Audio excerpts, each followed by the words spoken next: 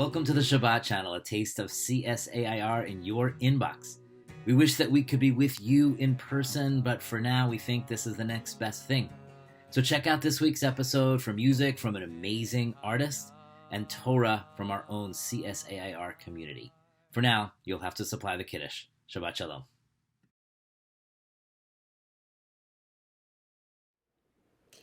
Do you remember the scene in Fiddler on the Roof? After Tevye has that whole crazy day with the horse going lame and the girls flitting away their time singing about matchmakers, and there's a new tutor in town, and the family finally makes it to the table for Shabbat dinner. And Tevye and Goldie sing a beautiful blessing for their daughters. The song is called Sabbath Prayer, and it never made me cry when I was a kid, although I guess I thought it was pretty enough. But it always makes me cry as an adult. The blessing for daughters that is recited on Friday nights begins, "May you be like Sarah, Rebecca, Rachel, and Leah." But in Fiddler on the Roof, Tevye and Goldie sing, "May you be like Ruth and like Esther." I'll tell you why this bothers me. Because I like the Fiddler on the Roof version better. There are 36 books in the Tanakh, not counting Shmuel, Kings, or Divrei Hayamim twice, and counting each of the minor prophets as its own book. Of these 36 books, 23 are named directly for men. 2 are named for women, Ruth and Esther. Ruth and Esther are bound together by this unique distinction. They share this distinction not only because of the many ways in which they are similar to one another, but also because of what they share with the 23 men for whom other books of the Tanakh are named. Ruth and Esther have agency over their own lives. The outcome of each woman's story depends on the choices she makes. By nearly halfway through the Megillah, Esther is not yet a woman who has agency over her own life. She is hidden away in the palace with no connection to the outside world. After the decree against the Jews is signed and published, her life does not change. She doesn't even know about it. She has passed from her parents' home to her uncle's home to her husband's home. She has found favor in the eyes of men, and in so doing, she has achieved security. When Mordecai first appears in sackcloth at the palace gate, Esther does not understand. She sends him proper clothing, as though the clothing could turn things back to the way they were. He must explain, through a messenger, about the decree, about how everything is different now. And Esther has a choice to make. She can pretend that everything is as it was, but in so doing, lose her very self. As Mordecai tells her, "If you insist on keeping silent at this time, relief and deliverance will come to the Jews from elsewhere, but you and your father's house will be lost." It's not only that if she doesn't act, somehow Esther will be outed as being Jewish and will be killed along with her fellow Jews, the very people who she refused to save.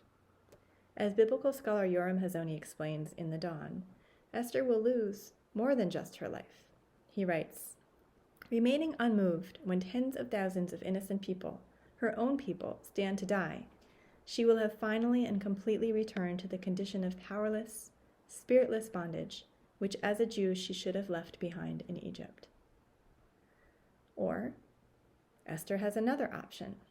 She can try to make a difference as Mordecai has asked her to do. But in so doing, she could almost certainly lose the very safety that she has worked all her life to attain. Esther tells Mordecai, "All the king's courtiers and the people of the king's provinces know that if any person, man or woman, enters the king's presence in the inner court without having been summoned, there is but one law for him, that he be put to death."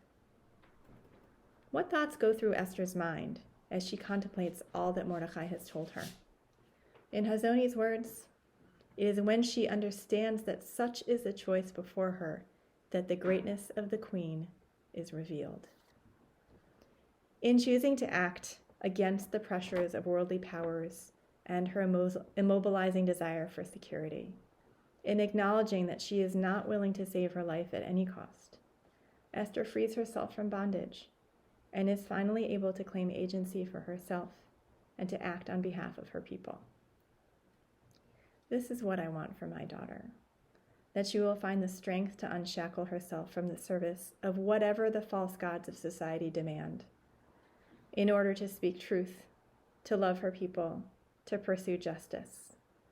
May all of our sons and daughters be like Esther, the trusted agents of their own lives and of the Jewish people. Shabbat Shalom and Chag Purim Sameach.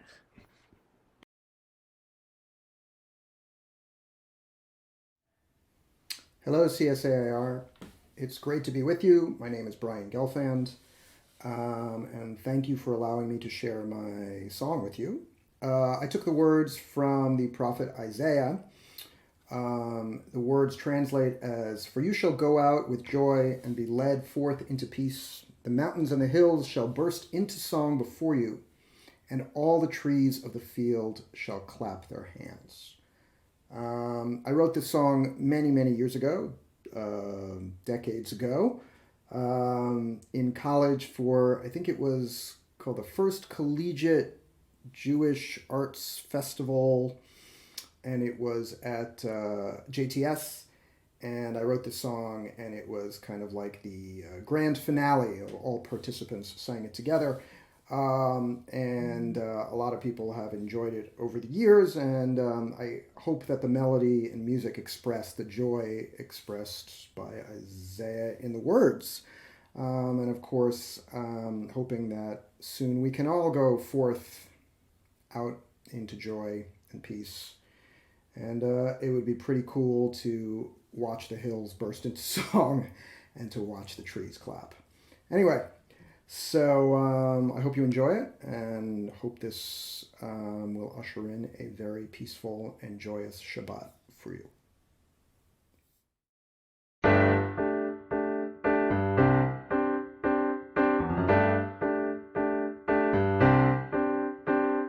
Ki v'simcha tetzeu u'v'shalom tuvalu. Ki v'simcha tetzeu u'v'shalom tuvalu. Ki v'simcha tetzeu u'v'shalom tuvalu. Ki v'simcha tetzeu u'v'shalom tuvalu.